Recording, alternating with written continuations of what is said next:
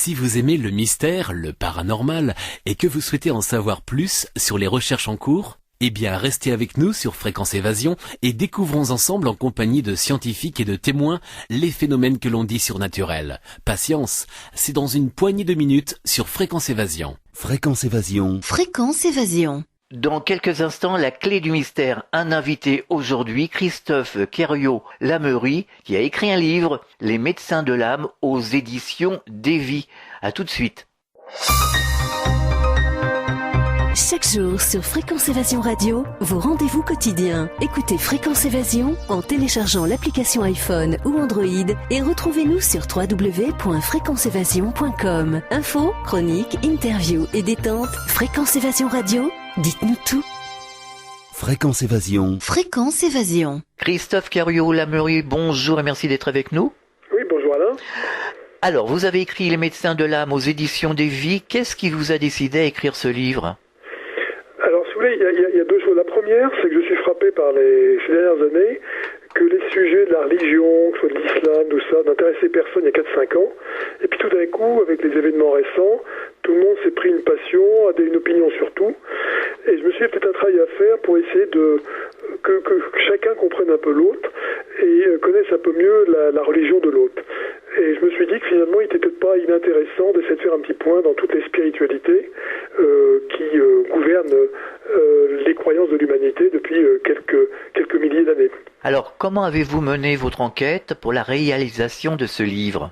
Alors moi, ce qui se passe, c'est que depuis une quinzaine d'années, après un parcours classique dans les entreprises, dans le management, j'étais toujours intéressé par les religions, les croyances, et je me suis dit, je vais donc reprendre un parcours universitaire. Donc j'ai repris un parcours au niveau de la bioéthique, puis au niveau des croyances, en suivant un cycle à l'école pratique des hautes études et un master intitulé Religion avec un S et Société. Et donc tout ceci pour essayer d'étoffer un petit peu mes recherches personnelles et surtout en mettant un peu de rigueur dans ce domaine. Donc c'est un centre d'intérêt que j'ai depuis de nombreuses années et j'ai souhaité formaliser un petit peu mes connaissances en disant finalement mes recherches personnelles peuvent peut-être être utiles à d'autres qui veulent définir aussi un petit peu leur vérité. Je ne dis pas la vérité, mais au moins que chacun s'attache à trouver ce qu'il croit être sa vérité. Est-ce que vous avez trouvé des incohérences entre les divers messages religieux ? Alors, ce qui s'est passé, c'est qu'au départ, quand on fait une première analyse, on est frappé par les contradictions parfois. Et moi, j'ai essayé de prendre une approche un peu différente en disant, mais finalement, essayons d'être pragmatiques. Vous avez 7 grands maîtres spirituels dans l'ordre Krishna, Zoroastre, Moïse, Lao Tse, Bouddha, Jésus et Mahomet, qui couvrent 90% des croyances de l'humanité depuis 3-4 000 ans. Bon. Derrière, force est de constater que c'est un peu le bazar. Or, quand on écoute ou on regarde les enseignements que l'on prête à ces grands maîtres, ils suggèrent tous l'idée d'un Dieu unique ou d'une puissance universelle. Donc la logique voudrait que derrière, il y ait un seul et unique enseignement universel. Or, manifestement, ce n'est pas le cas. Donc, cherchons l'erreur. Et moi, ce que j'essaie de dire, c'est que finalement, plutôt que de s'invectiver en disant « ma foi est plus meilleure que la tienne, ma religion est meilleure que la tienne », je me suis dit peut-être un autre point de vue à prendre. Et le point de vue que je propose aux lecteurs, c'est de dire finalement, plutôt que de s'étriper, ne pourrions-nous pas considérer que les enseignements successifs de ces maîtres soient telles les marches d'un seul et même escalier vers la vérité, mais qu'ils auraient été déclinés différemment selon le contexte socio-culturel et la maturité spirituelle des peuples auxquels ils s'adressent. Alors je prends un exemple très concret. Imaginons un instant que Mahomet, au lieu de s'adresser à des fiers et belliqueux tribus arabes il y a 1500 ans, s'était adressé 1500 ans plus tôt à des doux et rêveurs indiens, et que Bouddha se soit adressé aux tribus arabes. J'ai l'intime conviction que leur prédication à tous les deux n'aurait pas eu le succès qu'elle a connu. Que donc, elle était précisément adaptée au contexte et au peuple auquel ils s'adressaient. Alors si on prend les catholiques, la parole, les commandements de Jésus, ils sont très clairs. Si on compare le message que véhicule l'Église et les religions en général, on constate qu'il y a une désinformation, une déformation flagrante du message initial donné par les messagers comme Jésus, ce qui mène à une incompréhension totale. Tout à fait. Alors, moi, ce que j'essaie de m'attacher, c'est de voir un petit peu, finalement, quelles étaient les déformations qu'on a pu observer. En fait, j'en vois de 3 types. Systématiquement, dans tous les enseignements auxquels je viens de faire référence, on trouve un type d'erreur. Première erreur. Imaginez que hier, vous avez vu Bouddha, Lao Tse, Mahomet, ou bref, un de ses grands maîtres. Vous êtes rentré chez vous, vous avez vraiment été impressionné, voire ébloui. Qu'est-ce que vous faites? Vous avez envie de partager cette expérience. Et qu'est-ce qu'on fait naturellement, c'est humain? On en rajoute un peu dans l'extraordinaire, et avec le temps, tout ceci fait des déformations. Je dirais, ces déformations dans l'exagération, comment dire, elles sont pas méchantes, elles sont de bonne foi. Mais c'est quand même un type de déformation. Deuxième type de déformation, c'est que tous ces grands maîtres se sont exprimés par des paraboles. D'accord? Oui, tout à fait. Les paraboles, si tu veux, c'est une façon pour frapper les esprits, mais qui s'adresse à l'esprit et non pas à l'intelligence. Et très souvent, ces paraboles ont été mal interprétées. Je prends un exemple très classique, très concret, puisque nous sommes, pour la plupart de nos auditeurs, de culture chrétienne. C'est la fameuse multiplication des pains. Première lecture, il y avait 2 poissons et 3 petits pains dans un panier. Jésus a opéré un miracle et a pu nourrir une multitude. Première lecture, très terre à terre. Deuxième lecture, Jésus s'adresse à une multitude et dit, écoutez, la nourriture de mon Père, la nourriture céleste est tellement rassasiante que quelques miettes suffiraient à nourrir une multitude. Vous voyez, je ne porte pas jugement, je dis, voilà 2 interprétations d'une parabole. Il y en a une qui est plutôt terre à terre, une autre qui est plutôt spirituelle. Là encore, je dirais, il n'y avait pas de mauvaise volonté, c'est des interprétations de bonne foi. Mais plus grave, ce sont les interprétations qui ont été faites quelques dizaines d'années, par exemple pour les chrétiens, quelques centaines d'années lorsque, par exemple, les dogmes, le canon bouddhique a été mis en forme 3 siècles après la mort de Bouddha, du vivant même de Mahomet, eh bien, un certain nombre de déformations ont été faites par ou bien des gens qui seraient définis comme étant des docteurs, comme étant des érudits, comme ayant la connaissance de premier niveau. Et en fait, très rapidement, l'enseignement qui était oral a été mis par écrit, quelquefois quelques dizaines d'années, voire quelques centaines d'années après la mort de ces grands maîtres, et ont été choisis un certain nombre de textes, un certain nombre d'anecdotes qui, objectivement, avaient plus vocation à être du prosélytisme, c'est-à-dire convaincre que d'être un reportage factuel et neutre. Et donc derrière, une caste sacerdotale se met en place, des docteurs, des érudits décrètent ce qui est bien, ce qui n'est pas bien, on voit des dogmes, rien que chez les chrétiens. Pourquoi y a-t-il 7 sacrements chez les catholiques quand il y en a 2 chez les protestants? Oui, tout à fait. Pourquoi le culte de Marie, qui est très présent chez les catholiques, est récusé chez les protestants? Et aux surprises, on s'aperçoit qu'il y a beaucoup plus de citations de Marie dans le Coran que dans les évangiles. Une 30aine de fois dans le Coran, avec une sourate qui fait référence à Myriam, qui est considérée comme une femme avec beaucoup de respect, de considération par les musulmans, alors qu'elle n'est citée que 5 ou 6 fois dans les évangiles. Alors un autre problème, c'est souvent soulevé par les auditeurs, la réincarnation par exemple, a été enlevée des textes au traité de Constantinople. Jésus a dit dans ses écrits, il te faudra revenir de nouveau. C'était très clair pourtant. Alors tout à fait, mais si vous voulez, quand je vois les différents maîtres là, auxquels je me suis attaché, chacun d'entre eux, et c'est pour ça que le titre s'appelle Les médecins de l'âme, parce que en fait, d'abord ils portaient un diagnostic sur les peuples auxquels ils s'adressaient. Le diagnostic que portait Lao Tse vis-à-vis des Chinois n'était pas le même que celui que portait Bouddha envers les Indiens. Alors prenons l'exemple de Lao Tse. Lao Tse, quand il est intervenu en Chine, quel était le constat? Les Chinois étaient terrorisés par les mauvais esprits, par les démons. Et donc, avant même de faire un enseignement, qu'est-ce qu'a fait Lao Tse? Il a porté un diagnostic. Il a fait ce constat que ses contemporains étaient perturbés par cette croyance. Et donc, il leur a démontré par son comportement que ces constructions, ces mauvais esprits, n'étaient uniquement que le fruit de leur construction intellectuelle. Et par son comportement, il leur a montré que non seulement il n'en avait pas peur, mais qu'il pouvait se tenir droit par rapport à ces mauvais esprits et finalement les faire disparaître. Et ce n'est qu'une fois qu'il a pu, porter un diagnostic et les guérir de cette croyance qu'à ce moment-là, il leur a apporté la croyance qui leur faisait franchir une marche supplémentaire, qui était la croyance dans le Dieu unique. Au niveau de Bouddha, c'est la croyance dans la réincarnation, la croyance également du fait que de l'égalité des hommes. Ce que je veux dire par là, c'est que la réincarnation fait référence, Jésus expressément, me semble-t-il, disait, c'est pas la peine d'en parler aux gens de l'époque, parce que ils ne pourraient pas la comprendre. Et pourtant, dans l'environnement de l'époque, les Grecs, puisque un certain nombre de Grecs ont rencontré Jésus, lui ont posé la question, lui dit, mais vous l'avez gardé cette croyance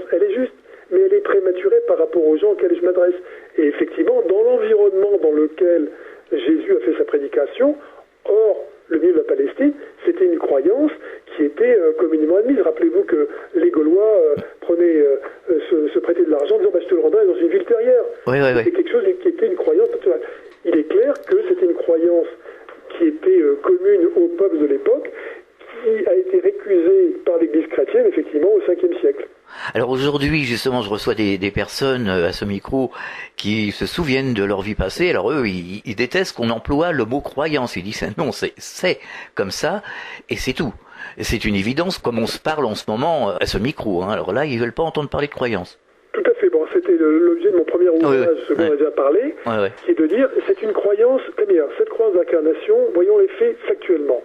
Près de la moitié de l'humanité y croit.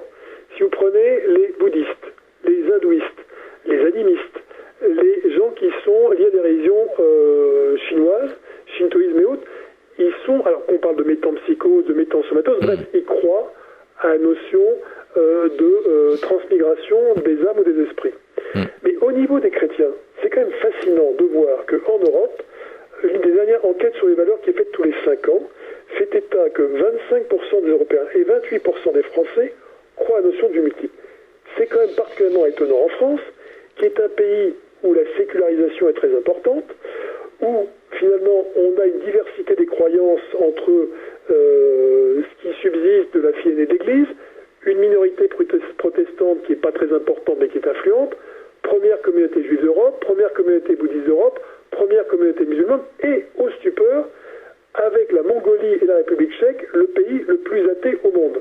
Et on a quand même 28% des gens qui croient à la notion de vie multiple.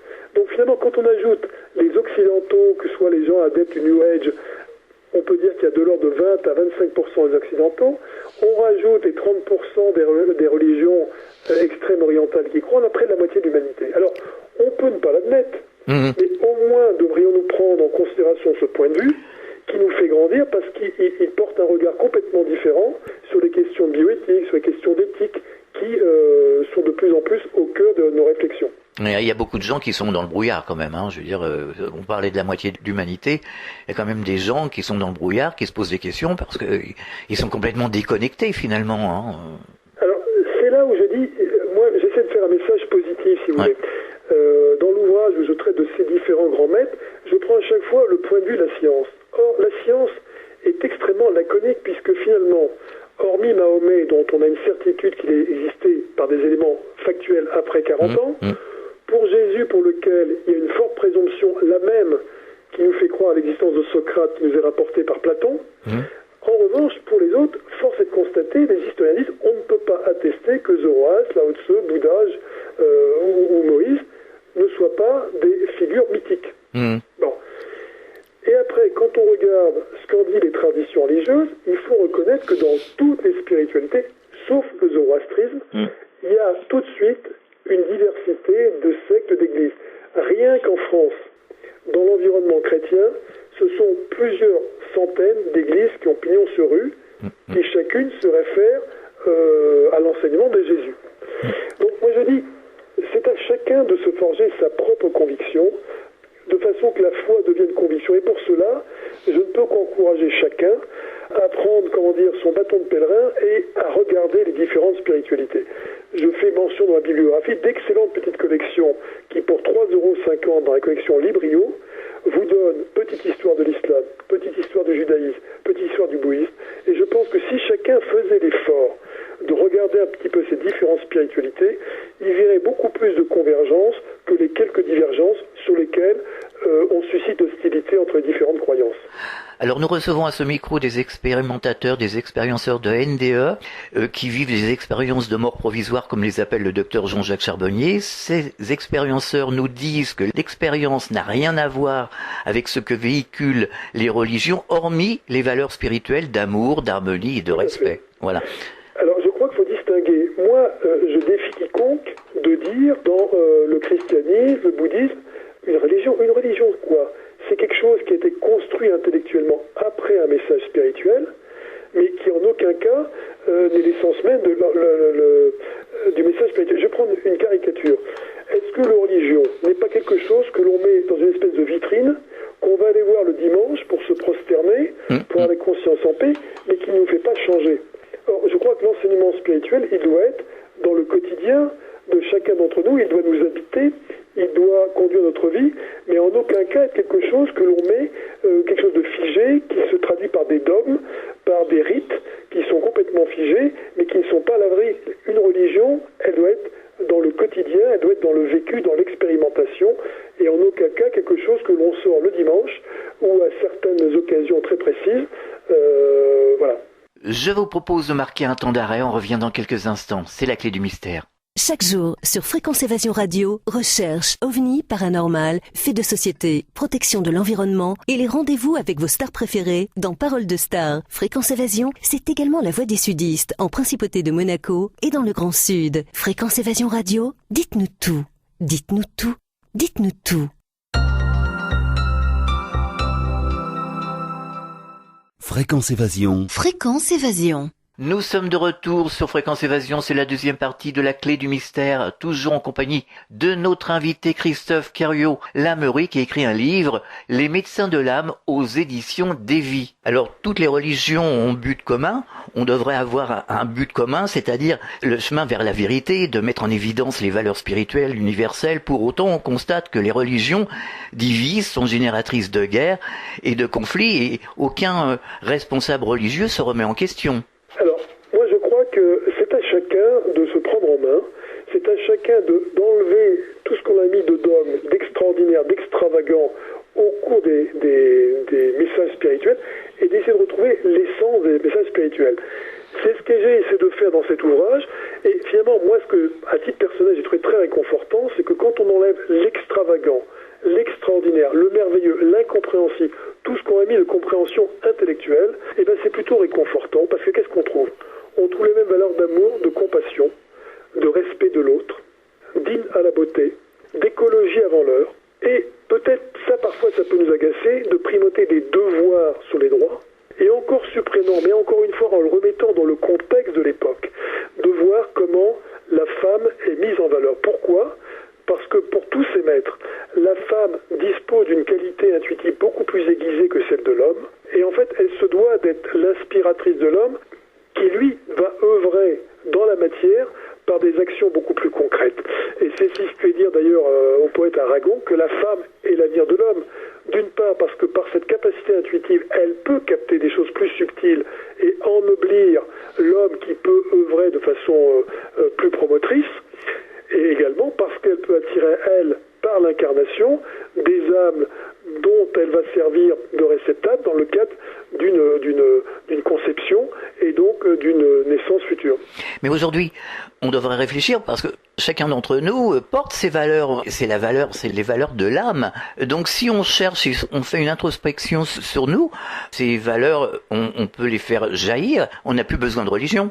Écoutez, de toute manière, regardons quelle est la religion ou l'enseignement qui est le plus concentré. C'est le décalogue de Moïse.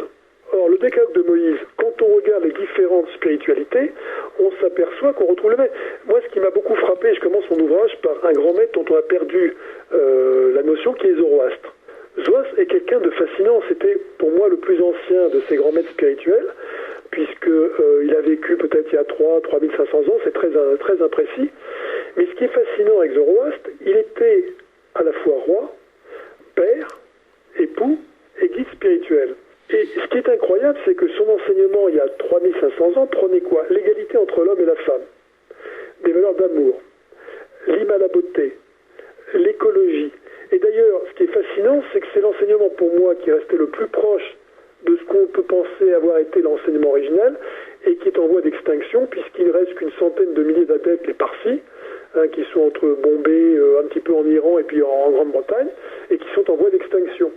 Et c'est d'ailleurs assez troublant que l'enseignement qui pour moi est resté le plus proche de l'enseignement original est en voie d'extinction, alors que les autres qui se sont peu à peu éloignés des enseignements originaux des maîtres ont donné une floraison de sectes, d'églises, qui chacun se disputent sur le marché de la croyance en prétendant avoir la meilleure interprétation du maître auquel il se réfère. Aujourd'hui, c'est dramatique parce qu'on assiste à de véritables guerres de religion. C'est le chaos quand même, aujourd'hui. Oui, mais chacun est responsable. Et moi, je promeux l'idée que c'est à chacun de se forger sa propre conviction. Je pense qu'il est tout à fait possible de retrouver les valeurs essentielles. Elles sont celles que l'on trouve dans le décalogue et dont on fait sienne finalement tous les bouddhistes ou hindouistes ont tous les mêmes valeurs d'amour, de compassion. Tout le reste ensuite est construction intellectuelle. Il n'y a pas besoin d'avoir plus que le décalogue pour avoir une vie juste et droite, me semble-t-il. Est-ce que vous donnez des conférences ? Alors j'ai fait beaucoup de conférences avec mon premier ouvrage qui était Réincarnation et loi cosmique, qui était une réflexion sur le libre arbitre et la responsabilité individuelle. Pour ce qui est du nouvel ouvrage qui vient de sortir, je suis en phase de réflexion parce que c'est un livre qui va demander beaucoup de travail et aborder cela de façon d'une conférence n'est pas aisé et je dois réfléchir à la façon d'aborder le sujet. Mais quand vous donnez des conférences sur, par exemple, la réincarnation ou sur d'autres sujets, comment réagissent les gens qui viennent vous voir ? Alors la première chose, c'est que moi j'essaie de faire participer les gens et je m'aperçois que dans les conférences, qui sont d'ailleurs souvent, et ça corrobore ce que je disais par rapport à l'intuition féminine, 2/3 des participants sont souvent des femmes. Et alors moi je les interpelle et en fait on s'aperçoit, quand je parle de réincarnation, etc., qu'il y a 10 à 15%, voire 20% des femmes qui lèvent le doigt et disent écoutez, moi effectivement ça me parle parce que finalement j'ai eu des choses qui me sont venues du antérieur, ou je crois moi-même à un certain nombre de choses. Donc, alors moi, je suis un homme, c'est très difficile, parce que je n'ai pas évidemment cette faculté, cette sensibilité, mais j'observe que beaucoup de femmes en particulier, ça leur parle, et que certaines, même ça les soulage, parce que moi j'ai eu des personnes de confession chrétienne qui me disent ça me fait du bien ce que vous dites, parce que finalement, j'ai jamais osé en parler autour de moi, parce qu'on me prend un petit peu on vient pour une folle ou pour une extraterrestre ou quelqu'un d'un peu dérangé, de pouvoir exprimer cette notion de vie multiple. Mais je crois que reprendre, je crois que c'était une phrase du Tao disant en regardant ce que tu es, tu peux savoir ce que tu étais, et en observant ce que tu fais, tu pourras savoir ce que tu deviens. Moi, ça me paraît un peu de bon sens, que je vois pas sinon comment expliquer le fait que moi je suis plutôt né dans un milieu assez aisé, plutôt doté de la nature de qualité intellectuelle et autres, et que d'autres soient nés dans le dénuement le plus total. Comment expliquer cette injustice flagrante, contradictoire avec un Dieu parfait ? Aujourd'hui, on a quand même des preuves. Si on veut sortir de cette pensée unique, si on écoute les témoignages, il y a des gens quand même qui se souviennent de leur vie passée. Ils se souviennent. Je lisais moi ce micro, et voilà. Donc, je pense que il y a une partie de la population ou la télévision, les journalistes, j'en sais rien, qui font semblant de ne rien voir, de ne rien entendre. Absolument, mais si vous voulez, encore une fois, près de la moitié de l'humanité croit à cette conception. Alors, ou bien nous devons considérer que tous les hindouistes, tous les bouddhistes sont des farfelus, des gens pas sérieux, ou au contraire, on se dit, puisqu'il y a près de la moitié de l'humanité qui y croit, c'est peut-être pas inintéressant de prendre leur point de vue. Et le point de vue est très intéressant parce qu'il va nous faire évoluer sur un certain nombre de sujets. Moi, je me réfère beaucoup à des auteurs comme Rudolf Steiner ou Carl Gustav Jung. Qu'est-ce qu'ils ont fait, ces gens-là ? C'est qu'au début du XXe siècle, ce sont des gens qui n'ont en aucun cas renié leur foi chrétienne, mais qui ont trouvé qu'il y a un certain nombre de questions qui étaient résolues, qui étaient, je ne comprends pas pourquoi, ce que j'évoquais précédemment, certains naissent dotés de plein de qualités ou de talents et d'autres dans le plus fond des humains. Ils ne comprenaient pas comment Jésus aurait pu à la fois pardonner des péchés passés, mais également futurs. Donc il y avait un certain nombre d'incompréhensions. La résurrection de la chair, c'est quelque chose qui leur semblait quelque chose de difficilement concevable. Et donc ils ont redécouvert les spiritualités orientales que le monde occidental avait complètement oublié. Et donc il y a eu cette phase de ce qu'on appelle l'orientalisme, où les Occidentaux ont redécouvert ces spiritualités. Et un des points qu'ils ont redécouvert, cette notion de vie multiple, qui était différente entre la métempsychose des hindouistes, qui croyaient que demain un esprit pouvait se réincarner en homme, certes, mais également en animaux, voire en plantes ou en minéraux, ou la métensomato des bouddhistes, dans lequel on disait, à un moment donné, il y a l'agrégation de quelques éléments qui vont constituer une âme qui va être incarnée dans un corps humain, et puis quand ce corps va disparaître, ces différents éléments, alors 5 ou 7 selon le cas, vont se séparer pour éventuellement se réagréger avec d'autres éléments dans un nouveau corps humain. Eux n'ont pas adopté ces points de vue, ils ont développé le concept de réincarnation qui consiste à dire que un esprit humain va s'incarner dans un corps humain et lorsque il abandonnera l'enveloppe de ce corps humain, il ira dans l'au-delà, il passera du temps dans l'au-delà à l'exacte place que la densité de cette âme lui fera tenir, dans l'attente d'une prochaine incarnation, mais qui peut prendre beaucoup de temps parce que trouver l'exact scénario dans lequel vous allez pouvoir vous incarner pour trouver à la fois la famille qui peut vous accueillir, dans laquelle vous allez pouvoir nouer les liens dont vous avez besoin pour vivre les expériences de vie dont vous avez besoin pour grandir. Donc, développer vos talents, exploiter vos talents, ou dénouer les liens, les choses difficiles que vous avez vécues dans d'autres vies, ou les liens erronés qui vous entravent et qu'il vous faut dénouer. Et c'est pour ça que les incarnations sont des périodes peu nombreuses, rares, et qu'il faut utiliser à bon escient parce qu'elles sont très brèves par rapport à la vie dans l'au-delà qui durera évidemment des centaines, voire des millénaires, bien évidemment. Mais aujourd'hui, ce qui me surprend, ça fait qu'au moins des décennies qu'on rabâche toujours la même chose. On a l'impression de parler à un mur, c'est-à-dire que finalement, il y a des gens qui sont là, qui disent qu'ils ont vécu telle ou telle expérience, notamment les NDE, les souvenirs de vie passée.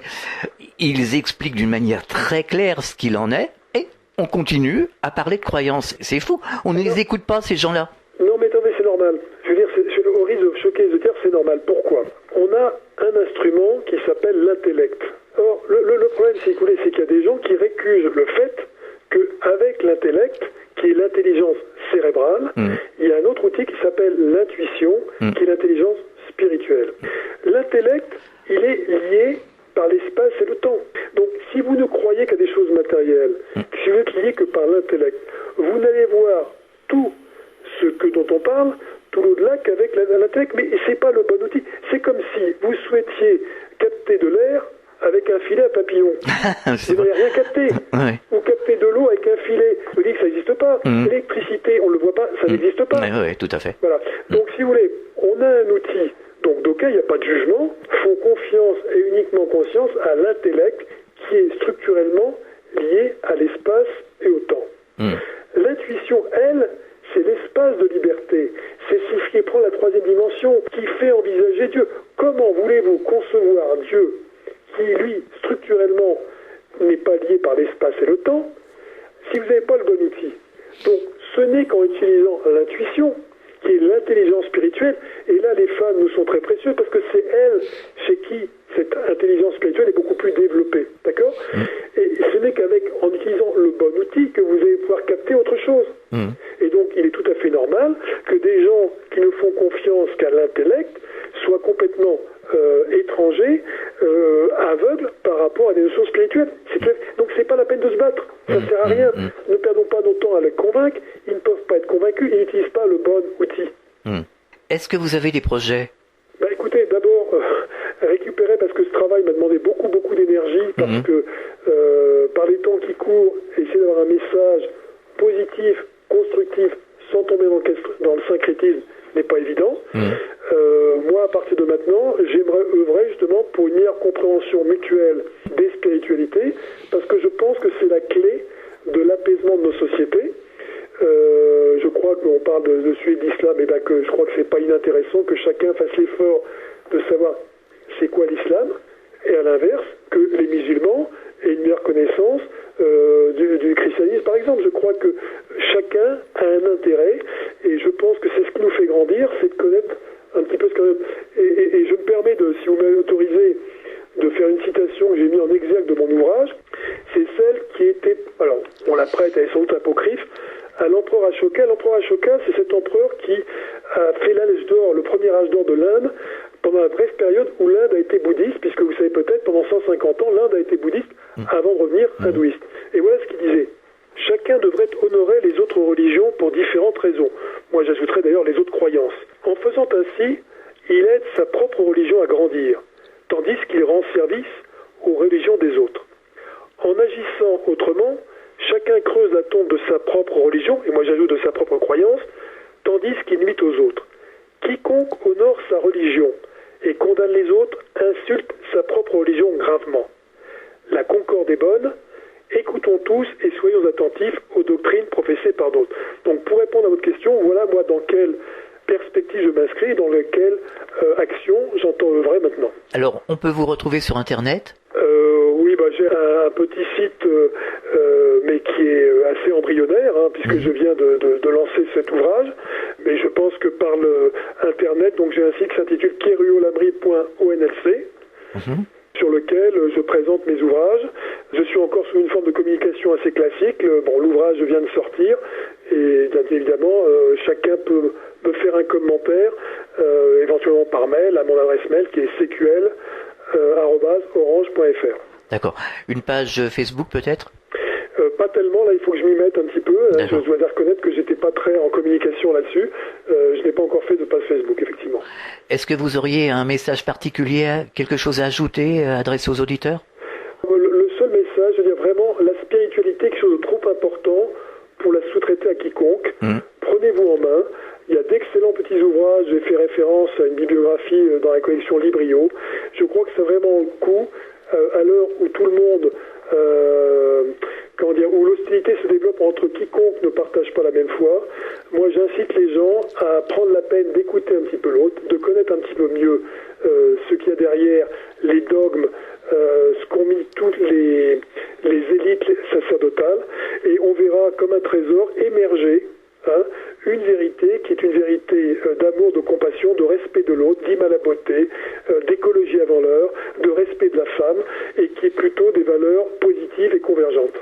Christophe Keruo-Lamri, merci d'avoir participé à cette émission et bon courage pour la suite en tout cas.